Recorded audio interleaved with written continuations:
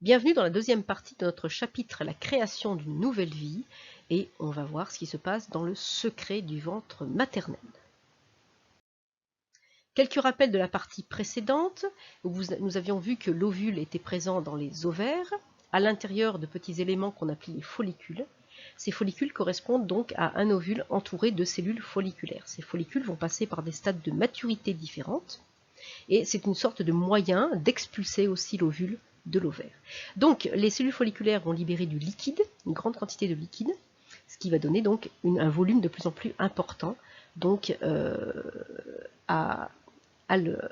au follicule, et donc il va devenir de plus en plus gros et donc exercer une pression supplémentaire. Dans l'animation, vous venez de voir aussi qu'en même temps, la muqueuse utérine se prépare à l'arrivée peut-être d'un futur embryon. Voilà, l'ovule a été expulsé, on est au 14e jour du cycle, et vous avez donc ce follicule de De Graaf, ce gros follicule, qui va progressivement évoluer en corps jaune. Un corps jaune qui a un rôle aussi sécrétoire, qui va donc aussi libérer une hormone qu'on appelle la progestérone, et qui va indiquer, voilà, qui va permettre donc la gestation. Pendant que l'ovule progresse dans la trompe utérine, les spermatozoïdes déposés vers le col de l'utérus arrivent à contresens, rencontrent l'ovule au niveau de l'ampoule, qui est une partie aussi donc de la trompe utérine, et la fécondation correspond donc à l'entrée d'un spermatozoïde et un seul, et à la fusion des deux noyaux. La cellule œuf qui en est issue de cette fécondation eh bien, va commencer à se diviser, c'est le point numéro 2 dans les post-it que j'ai mis juste à gauche, et former progressivement, au 4e jour après la fécondation, ce qu'on appelle une petite morula, donc un petit paquet de cellules enfermées donc dans une coque, la coque correspondant donc à la zone pellucide, plus les quelques cellules folliculaires qui restent. Alors, cette petite morula va évoluer ensuite en un futur embryon avec un stade que vous avez à l'écran actuellement qu'on appelle le blastocyste. Et ce blastocyste, c'est lui qui va donc tomber dans l'utérus. Voilà, vous l'avez ici. Lorsqu'il arrive dans l'utérus, il va sortir de sa coque et il va progressivement s'enfoncer dans l'endomètre, donc la muqueuse utérine. C'est ce qu'on appelle l'anidation. Il va s'y accrocher et s'y enfoncer. Voilà, pour les rappels.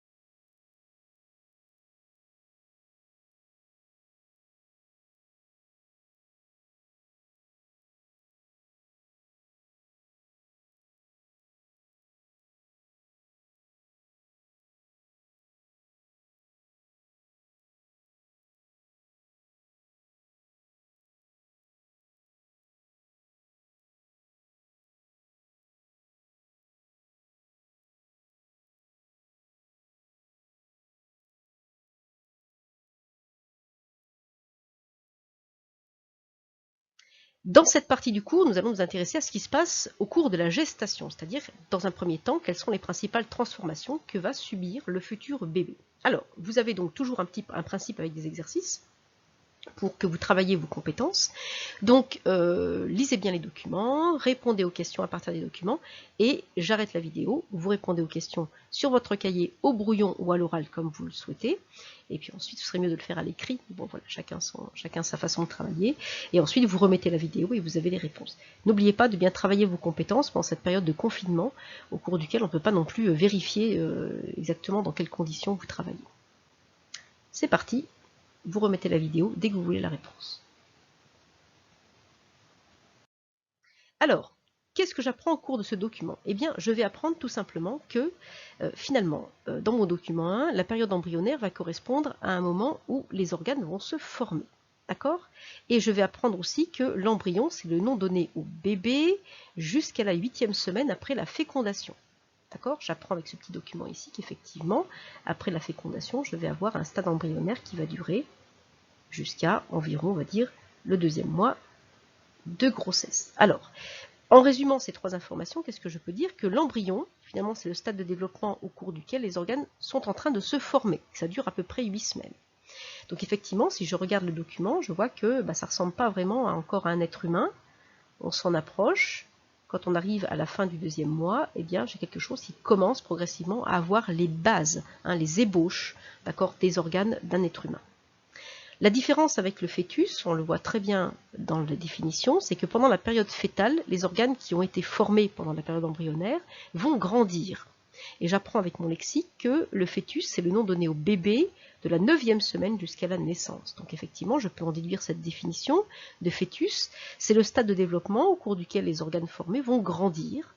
Donc le fœtus ressemble déjà à un être humain, même s'il est tout petit. Donc cette période fœtale qui va durer du début du 3e mois jusqu'à la fin de la gestation, jusqu'à la naissance, correspond vraiment à la croissance de ce petit embryon, quelque chose qui sera un vrai être humain. Donc cette période au cours duquel l'embryon n'est plus vraiment un embryon, mais déjà un petit bébé humain, on appelle ça la période fœtale. Donc deuxième partie, pour bien montrer dans quelles conditions cette cellule œuf, ce petit embryon va devenir un bébé à terme, eh bien c'est de légender ce schéma et de revoir un tout petit peu comment il est connecté et installé à l'intérieur de l'utérus de la maman, donc à son stade fœtal. Je vous pose donc 2 questions, je vous ai remis le document 1, mais utilisez le texte et le lexique pour légender le schéma du fœtus dans l'utérus. Et ensuite, je vous demande de colorier, donc en rose le fœtus, en rouge le placenta, en bleu le liquide amniotique, en vert le cordon ombilical et de laisser donc la paroi utérine en blanc. Donc vraiment à ce stade-là, on est dans plutôt le côté anatomique. Donc vous arrêtez la vidéo, vous faites votre travail et vous la remettez dès que vous en avez besoin. Voilà pour la correction. Mon fœtus, je l'ai mis en rose, donc je n'ai fait que les contours là pour ce schéma. Donc j'ai mon fœtus ici, qui va baigner donc dans un liquide qu'on appelle le liquide amniotique, donc à l'intérieur de la cavité amniotique. Il est donc entouré de liquide. Donc c'est très compliqué pour lui d'inspirer et d'expirer. Vous comprenez bien qu'il donc n'inspire pas et n'expire pas, sinon c'est du liquide qui rentrerait dans les poumons. Donc ça veut dire qu'il va être alimenté finalement autrement que par la bouche, pour tout ce qui est donc nutriments, et il va être alimenté autrement aussi pour tout ce qui est donc le dioxygène. Donc c'est hors de question de passer par les voies respiratoires. On voit que ce fœtus est connecté pas tout de suite, pas directement à la paroi donc, de l'utérus, mais il y a un cordon ombilical qui le relie à un organe spécialisé qu'on appelle le placenta. Le placenta, c'est vraiment une interface entre la mère et l'enfant. C'est un lieu où se passe vraiment beaucoup d'échanges. Donc le voilà à l'intérieur du ventre de la maman. Alors là, ce serait un petit fœtus qui aurait peut-être, je ne sais pas, peut-être déjà 6-7 mois. On est à 6-7 mois de grossesse. Donc voilà, il est quand même assez gros. Il y a encore pas mal de liquide à l'intérieur, ce qui lui permet quand même de bouger beaucoup à l'intérieur du ventre. Vous voyez donc que la déformation qu'on observe au niveau du ventre de la maman correspond vraiment au volume, du bébé plus le volume du placenta plus le volume de la cavité amniotique. Vous voyez pourquoi aussi, maintenant vous comprenez mieux pourquoi l'utérus est basculé vers l'avant. Donc voilà pour ce petit exercice très facile. Alors, pour encore approfondir la différence entre fœtus et placenta, vous allez donc cette fois analyser un tableau, lire un tableau, excusez-moi, compléter donc un tableau à partir d'un autre tableau, d'un schéma, pour bien faire la différence entre le développement embryonnaire, au cours duquel les organes se mettent en place, donc on a quelque chose qui ne ressemble pas à un être humain qui progressivement commence à en prendre déjà l'ébauche, et puis le stade fœtal, où cette fois on a un petit être humain, vraiment de très petite taille, mais qui va progressivement devenir un fœtus à terme. Donc à vous de bien lire les documents et de compléter. Alors je vous laisse un petit peu de temps, arrêtez la vidéo, utilisez peut-être votre document à vous pour mieux lire les légendes qui sont à l'intérieur du tableau, et puis on se retrouve pour la correction. Voilà donc ce que ça donne lorsqu'on complète le tableau. Je vais compléter donc le tableau qui est à gauche à partir de celui qui est à droite, donc document 3. Et on me demande à quel moment, d'après mon document 3, le cœur commence à battre chez l'enfant. Alors, eh bien, il commence à battre au stade embryonnaire. Donc là, j'ai mis en rouge tout ce qui correspondait à l'embryon. Donc ça correspond à la naissance, hein, donc au cours du premier mois, d'accord, et puis ensuite jusqu'au deuxième mois. À ce stade-là, si je recherche l'information, je vois que mon information est ici. Le cœur bat à 21 jours, c'est-à-dire que dès 21 jours, au stade embryonnaire, le cœur bat déjà. À ce stade-là, mon embryon fait 0,01 cm et regardez sa masse, on est bien en dessous du gramme. Et à ce stade-là, le cœur bat déjà. C'est absolument magnifique. Ensuite, on vous demande à quel moment le cœur est audible, c'est-à-dire à quel moment on peut l'entendre à l'échographie. Et bien cette fois, il faut rechercher un peu plus loin, d'accord. Je recherche dans mon stade, cette fois fœtal, eh bien on peut entendre le cœur battre dès le 3e mois de grossesse, c'est-à-dire dès le stade fœtus. Donc à ce moment-là, le cœur est audible, je suis au 3e mois de grossesse, mon fœtus a une taille de seulement 8 cm et une masse de 30 grammes. Voilà, et je peux entendre déjà à l'échographie le cœur de ce petit bébé qui bat. Je vous invite quand même à prendre votre règle à côté pour voir ce que c'est que 8 cm. Et il a déjà un physique de petit bébé. C'est absolument perturbant et magique en même temps. Alors, à quel moment la mère commence à sentir le bébé? Eh bien, la mère commence à sentir le bébé dès le 4e mois de grossesse. D'accord, on commence à avoir les premiers mouvements, la mère donc sent le fœtus bouger, alors qu'à ce 4e mois de grossesse, eh bien il ne fait que 20 cm de long et il ne pèse que 100 grammes. C'est un tout petit fœtus, mais qui a déjà absolument tout du futur bébé. Alors, à quel moment la vie de ce fœtus peut-elle être possible en dehors de l'utérus? C'est-à-dire à quel moment, finalement, s'il y a une grossesse, s'il y a un accouchement prématuré, ce fœtus peut-il survivre dans une couveuse et alimenter donc de façon artificielle en dioxygène et en nutriments? Eh bien, cette fois, il faut s'intéresser au 7e mois de grossesse. Alors aujourd'hui, avec la moyenne technologique, on parlerait plutôt, on arrive parfois à sauver des enfants qui sont dans leur 5e mois ou dans leur 6e mois. Alors là, plus on est tôt dans la grossesse, et plus la naissance prématurée se fait tôt, et puis il y a un risque quand même de séquelles assez importantes chez l'enfant. On dit que finalement, cette vie est possible hors de l'utérus sans trop de séquelles ensuite pour l'enfant à partir du 7e mois, sachant que c'est possible aussi un petit peu avant. Alors au 7e mois, effectivement, je suis ici, je vois que tout est prêt pour que le bébé puisse vivre, hein. Mon bébé fait à peu près, oui, oh, il peut aller jusqu'à, il fait 32-42 cm, entre 30 et 45 cm, et puis il pèse 1 kg 100, 1 kg 300, ça peut aller jusqu'à 1 kg 6, 1 kg 7 pour les plus gros. C'est un petit fœtus, c'est un futur bébé qui n'est pas rempli, qui n'a pas encore les poumons qui sont prêts à accepter voilà, la présence de l'air et surtout le frottement de l'air. Mais bon, il va falloir quand même, s'il y a un cas de grossesse prématurée, que cet enfant puisse se débrouiller, et on l'aide beaucoup dans tous les services de néonat, ce qu'on appelle néonat, que ce soit à Châlons ou à Dijon ou autre, moi je connais que Châlons et Dijon, eh bien ces services sont absolument extraordinaires et arrivent à amener à terme des bébés qui ont du mal quand même, hein, qui ont un petit peu de mal. Mais bon, c'est quand même un travail extraordinaire d'être infirmière spécialisée dans ces services-là.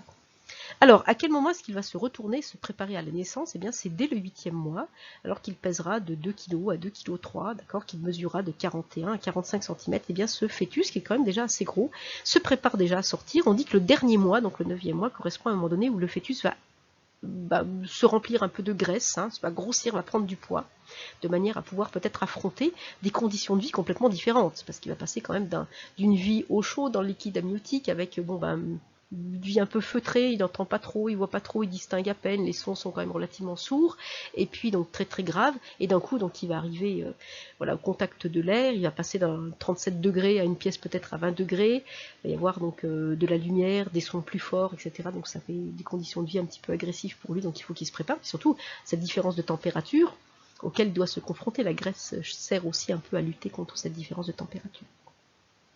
Donc voilà pour la correction de cette partie. Donc on se rend compte que pour construire un humain, ça prend du temps. C'est cette petite animation qui est quand même assez intéressante. Bon, je l'ai un peu simplifiée parce qu'elle est quand même assez compliquée. Où on voit comment on passe donc dans la partie bleue ici de ma petite cellule œuf qui va progressivement se diviser pour donner au cours des 9 mois, par ce cycle, un être humain parfaitement constitué, tout petit, encore très immature, mais capable quand même d'avoir tout ce qu'il faut pour affronter une vie de bébé. Donc il y a la période embryonnaire, d'accord, la période fœtale qui est très importante, mais dans la troisième partie de notre cours, la prochaine fois, on verra aussi toute cette période qui est après la naissance, au cours de laquelle l'humain va vraiment en devenir un à ce moment-là. Donc là, c'est un bébé organiquement humain, mais bon, qui n'a pas encore tout ce qu'il faut pour affronter la vie tout seul. La preuve, c'est qu'il doit encore être alimenté. Il est très très immature. Donc voilà, c'est quand même assez beau de voir qu'en 9 mois, toute la cascade de transformation subie par ce petit embryon. Et vous comprenez mieux par cette animation que toutes nos cellules sont des descendantes de la cellule œuf. Retenez bien ça parce que l'année prochaine en troisième, on va voir quelles conséquences ça aura sur votre programme génétique. Alors, deuxième partie importante, deuxième question importante, comment le bébé se nourrit-il et comment fait-il pour respirer à l'intérieur de ce liquide amniotique? Alors là, je vous laisse découvrir à partir du document 4 ce qui se passe au cours de ces 9 mois de vie et comment cette petite cellule œuf va donner un fœtus et comment tous les matériaux de construction vont être fournis à l'enfant pour pouvoir passer du stade une cellule au stade de plusieurs milliards de cellules. Alors, vous allez utiliser le texte pour légender le schéma. Ce schéma montre les échanges entre le sang de la mère et le sang de l'enfant, donc le sang du fœtus. Alors, en bleu, vous avez donc le placenta. Et à l'intérieur de ce placenta, vous allez avoir donc le sang de la mère et le sang de l'enfant. Le fœtus est à gauche dans l'image, d'accord, dans le schéma.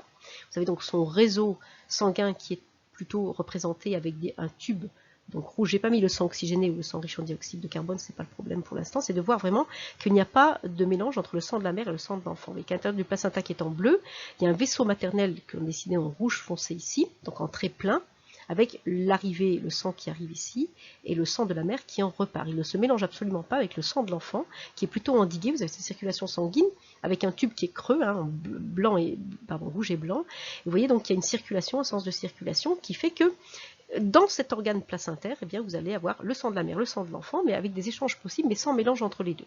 D'accord? Donc je vous laisse lire le texte, je vous laisse compléter le schéma, et puis on revient dans 2 minutes pour la correction.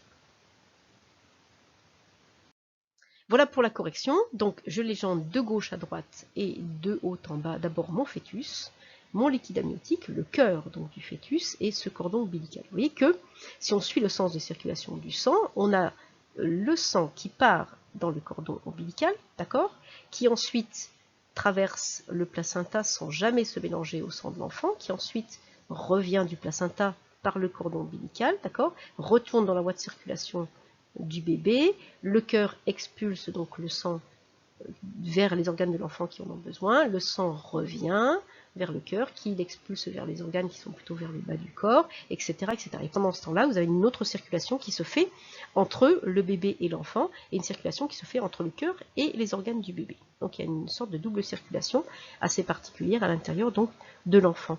Pendant ce temps-là, en vert, vous avez les échanges qui vont avoir lieu.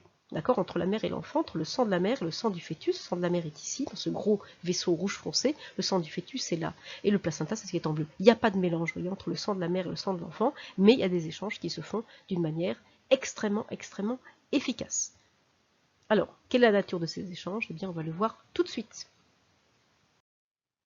Alors, je vous ai remis le petit schéma ici simplifié avec les petits numéros. Donc, en 2, c'est le liquide amniotique. En 3, donc, vous avez le fœtus. 1, c'est le placenta. Et 4, le cordon ombilical, dans ce petit schéma que vous venez de légender. À gauche, vous avez la mère. À droite, vous avez donc l'enfant. Quelle est donc la nature des échanges entre le sang de la mère et le sang du fœtus? Donc, ce n'est pas les échanges entre la maman et le bébé, c'est les échanges entre les deux sangs. Le sang de la mère échange avec le sang du fœtus des éléments. Alors, je vous laisse lire ce tableau et utiliser donc ce schéma pour expliquer quelles sont les substances qui sont échangées entre le sang de la mère et le sang du fœtus au cours de la grossesse. Ensuite, quels sont les autres éléments qui peuvent traverser la barrière du placenta et entrer dans le sang du fœtus. Et enfin, quelles conséquences ça a sur l'hygiène de vie de la maman. Je vous laisse faire cet exercice et vous revenez après pour la correction. Correction de l'exercice. D'après donc mon document, au cours de la grossesse, le fœtus va prélever dans le sang de la mère du dioxygène. Je le vois très très bien ici. Donc La flèche va donc dans le sens de la mère vers l'enfant, donc il prélève du dioxygène, d'accord? Mais il va le prélever aussi des nutriments. On voit très bien que le sens de circulation va, le sens de l'échange, pardon, va de la mère vers l'enfant.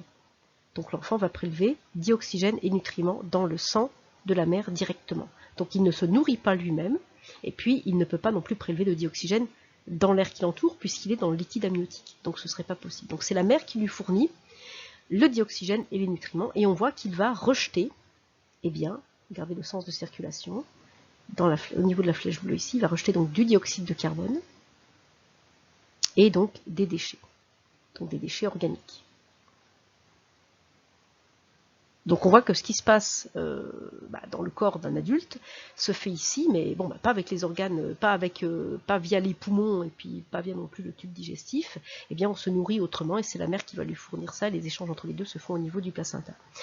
Par contre, ce qui est embêtant, c'est qu'il y a des substances qui vont aussi traverser la paroi du placenta. Ce sont tous les petits éléments, comme les microbes par exemple, virus, bactéries, les virus en particulier, pas les bactéries qui sont un peu trop grosses, mais plutôt des virus, la nicotine, l'alcool et toutes sortes de drogues. Eh bien, ces substances donc, sont extrêmement dangereuses pour l'enfant. Donc, je répète, les microbes, pensez évidemment au virus, la nicotine, l'alcool et la drogue peuvent traverser donc le placenta et aller dans le sang du fœtus, ce qui est extrêmement dangereux. Il y aura une conséquence donc, sur sa santé, sur son développement. N'oubliez pas que dès le stade de l'embryon, vous avez déjà ce placenta qui est en place. Donc, tous les éléments utilisés par l'embryon pour se construire viennent de la mère. Donc si l'embryon se construit à partir d'alcool, de drogue, de nicotine en plus de ces nutriments du dioxygène, vous imaginez bien qu'il y a une grosse conséquence sur à la fois la mise en place des organes pendant le stade embryonnaire et puis ensuite la croissance des organes pendant le stade fœtus. Donc attention. Il y a donc une conséquence directe sur l'hygiène de la maman qui doit évidemment ni fumer, ni boire, ni se droguer au cours de sa grossesse et évidemment, bien sûr, bien s'alimenter, d'accord, et apporter à l'enfant ce dont il a besoin. C'est-à-dire qu'il ne faut pas manger plus, il ne faut pas manger pour deux. Vous avez vu la taille de l'embryon au départ, pendant le stade embryonnaire, on n'a pas besoin de manger trop. Il faut manger mieux, c'est-à-dire qu'il faut partir dans la qualité. Il faut manger un peu plus par contre, augmenter la ration alimentaire lorsqu'on arrive au stade fœtal, puisque là l'enfant doit grandir, d'accord? Donc il doit grandir en même temps que vous, c'est-à-dire en même temps que votre corps est en train, lui, par contre, de se renouveler, c'est-à-dire il a besoin aussi d'éléments pour se renouveler. Vous avez normalement, au stade où vous êtes enceinte, plus besoin de grandir. Mais bon, imaginez, lorsqu'il y a une grossesse adolescente, on a donc deux personnes qui veulent grandir en même temps. On aura le fœtus qui aura besoin de matériaux de construction pour devenir un fœtus à terme, et puis vous avez la jeune fille qui n'a peut-être pas fini sa croissance et qui malheureusement aussi est en concurrence avec son bébé pour les nutriments. Donc là, vous voyez, évitez au maximum de tomber enceinte à des moments où physiologiquement, c'est-à-dire dans votre corps, tout n'est pas prêt pour accueillir le bébé. Il ne faudrait pas être en concurrence avec lui. Et puis, il faut aussi que ce soit un choix. Voilà, ça c'est évident. Donc voilà, donc pour cette partie, vous voyez la nature des échanges, et les échanges sont très fins entre la mère et l'enfant. Donc tout ce que la mère va manger, boire, inhaler, faire rentrer dans son corps aura des conséquences évidemment sur l'enfant. Alors on ne parle même pas, j'ai pas mis dans ce document aussi tous les éléments de pollution, c'est les éléments extérieurs. Alors, on va s'intéresser maintenant à l'organe qui fait le lien entre la mère et l'enfant, c'est-à-dire le placenta. Qu'est-ce que c'est exactement? Donc vous avez un texte pour ça, vous avez aussi le petit bébé qui est à côté. Je vous ai mis cette image qui est absolument magnifique pour que vous vous rendiez compte aussi que voilà, ça ressemble déjà à un vrai bébé. Là, il est allé, on dirait presque un bébé du 7e mois. Dans son 7e mois, il a quand même beaucoup de place autour, 6e ou 7e mois, mais regardez, il est absolument magnifique. Hein, on dirait un vrai petit bébé prêt à sortir, etc. pour vous faire prendre conscience que c'est pas le ventre qui gonfle pendant une grossesse, on a une vraie vie à l'intérieur. Donc avant de la mettre en route, il faut y réfléchir. Et le faire vraiment, pas quand on en a envie, mais le faire vraiment quand on l'a décidé, c'est-à-dire décider à deux ou seul, mais décider quand même et qu'on est prêt à la fois à pouvoir le faire grandir dans son ventre correctement et qu'on sera prêt aussi à pouvoir l'accueillir après. Accueillir après, ça veut dire aussi, pas simplement qu'au niveau d'avoir du temps, d'avoir des sentiments pour lui, de l'accueillir dans de bonnes conditions, matériellement, mais aussi d'avoir financièrement de quoi l'assumer. Alors notre placenta, vous l'avez en fond ici de l'image, vous voyez très bien le cordon ombilical avec les gros vaisseaux sanguins qui sont à l'intérieur, et vous avez ce bébé qui tient son cordon ombilical, ça c'est marrant, c'est son premier jouet, hein, le cordon ombilical.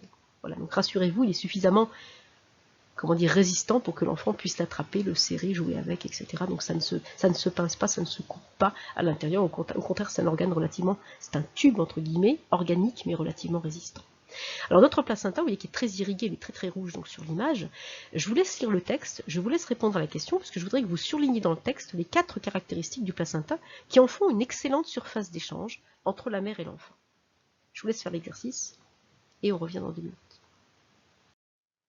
Alors, dans mon texte, j'ai retenu d'abord que c'est une grande surface d'échange, parce que ce placenta va correspondre à 10 à 14 mètres carrés. C'est absolument énorme. En volume, il est tout petit, 20 cm de diamètre, 3 cm d'épais, mais ça va correspondre à une surface, parce qu'on a le même principe que dans l'intestin grêle. On a un principe de plissement, il y a des petites villosités à l'intérieur qui augmentent la surface à l'intérieur. Donc il y a la surface extérieure, d'accord, du placenta qui est relativement petite, et puis il y a la surface intérieure, c'est-à-dire qu'on a l'intérieur de l'utérus, du placenta qui est très plissé. Donc ça augmente cette surface à 10 à 14 mètres carrés. Donc l'enfant échange avec sa mère sur une surface de 10 à 14 mètres carrés.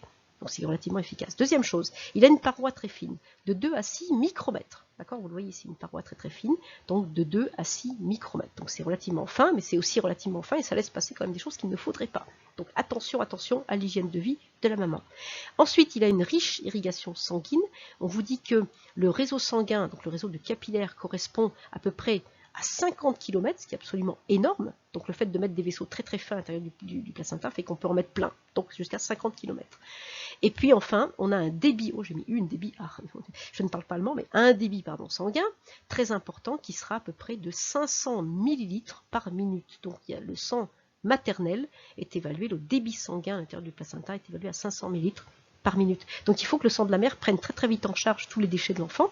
Donc c'est le poumon de la mère qui va expulser le dioxyde de carbone de l'enfant en même temps que le sien, donc pas que ça, mais dans l'air expiré, on va aussi libérer se décharger de notre dioxyde de carbone et de celui de l'enfant.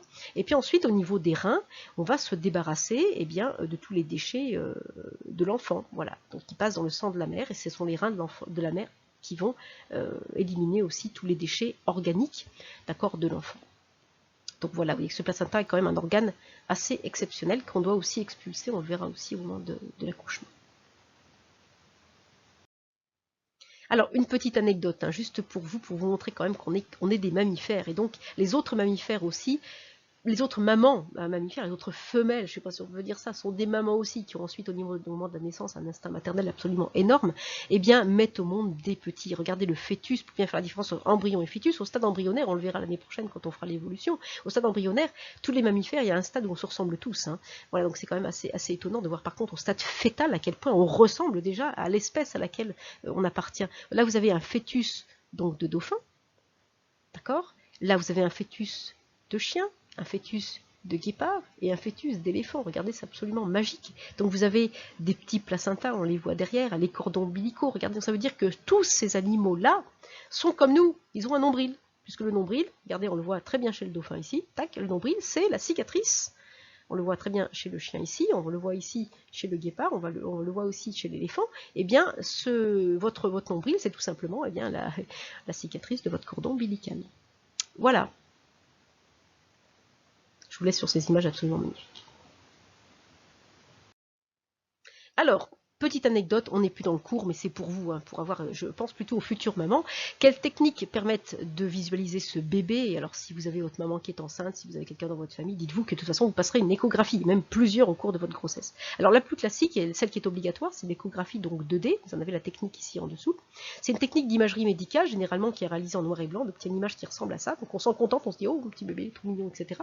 On le voit son petit profil, on voit sa main, etc. On voit son pied, on voit, voilà. Et le médecin va faire plusieurs mesures à partir de cette image, vous l'apprendrez un peu plus tard. Donc l'objectif, c'est quand même de suivre le bon développement du bébé, sa croissance, détecter d'éventuelles malformations, etc. Donc on se sert des ondes pour récupérer une image en 3 dimensions. Une image, en 2 dimensions, que je ne dise pas de bêtises. Maintenant, l'échographie 3D. qui donne une image, qui est un procédé non médical, hein, qui vous permet d'avoir un souvenir, alors soit des images, soit des photos, et on voit vraiment le bébé. Alors, c'est pas vraiment, ça n'a pas un but vraiment médical, un but de santé, hein. Le but, c'est vraiment d'avoir la photo de son bébé. Alors là, il y a une technique nouvelle, je vous ai mis quelques images extraordinaires en bas, c'est l'échographie 3D HD Live. C'est-à-dire que cette fois, on retravaille l'image derrière, on n'a plus simplement qu'une échographie 3D un peu marron et noir, ou noir et blanche en volume, eh bien, on va déjà jusqu'au stade de fœtus, d'accord? Puis ensuite au stade embryonnaire, et même d'un point de vue des cours, hein, en embryologie, si par exemple vous allez à la fac, ça vous intéresse, ou même en médecine, on arrive à voir à quoi ressemble vraiment l'embryon en 3 dimensions, et on retravaille un peu la texture, on retravaille les images. Après tout, on le fait bien pour des films, on peut aussi le faire pour des choses plus intéressantes, hein, comme le développement du bébé. Eh bien, si un jour vous partez par exemple en étude pour faire de l'imagerie 3D dans un but X ou Y, parce que vous imaginez que vous allez travailler dans les films ou jeux vidéo, etc., eh bien, intéressez-vous aussi à ce qu'on propose en médecine comme métier, c'est-à-dire que si vous avez ce diplôme de travail d'image en 3D, eh bien, vous pouvez aussi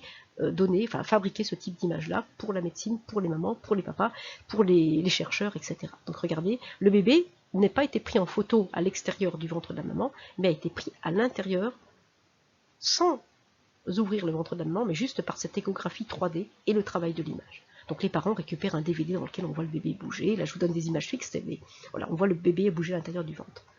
Voilà, ça peut être perturbant si on craint un tout petit peu ce qui se passe à l'intérieur du corps, mais c'est quand même relativement beau de voir. Ça permet aussi à certaines mères de mieux visualiser le bébé et de savoir qu'elles sont effectivement en train de construire une vie à l'intérieur d'elles-mêmes. Alors, un petit bilan à écrire dans le cahier, on y va. Si un embryon se nidifie, la couche superficielle de la paroi utérine n'est pas éliminée. Donc, premier signe, rappelez-vous, les règles ne se produisent pas. C'est le premier signe de la grossesse. Pendant les 2 premiers mois de vie, les organes de l'embryon se mettent en place, on a donc le stade embryonnaire. À partir du 3e mois, tous les organes sont en place et se développent, l'embryon devient un fœtus, donc il y a vraiment une phase de croissance très importante à ce moment-là. Les échanges entre l'organisme maternel et le fœtus sont réalisés à travers, et puis l'embryon aussi, hein, à travers le placenta, et permettent d'assurer les besoins donc, du futur bébé. Il forme ce placenta une grande surface d'échange, donc 10 à 16 mètres carrés, une paroi très fine, quelques micromètres, et une riche irrigation sanguine avec un très très fort débit, rappelez-vous 50 km donc de capillaire, et puis un débit sanguin de 500 ml pour la mère, hein, attention, un débit sanguin de 500 ml par minute. Voilà donc pour cette partie du cours. Bon, elle dure 30 minutes, mais vous voyez qu'il n'y a pas grand-chose à faire dedans, juste à écouter. On se retrouvera la prochaine fois pour évidemment le dénouement de cette grossesse, c'est-à-dire l'accouchement, et peut-être aussi la grossesse plus d'un point de vue de la maman. Donc la prochaine fois, la 3e partie du cours, elle sera plus cool, plus souple, il y aura moins de choses à écrire, plutôt à écouter. C'est surtout pour savoir évidemment quelle est la magie donc, de ce moment de l'accouchement. Je vous remercie de m'avoir écouté, et on se retrouve pour la prochaine et la dernière partie du cours. À bientôt.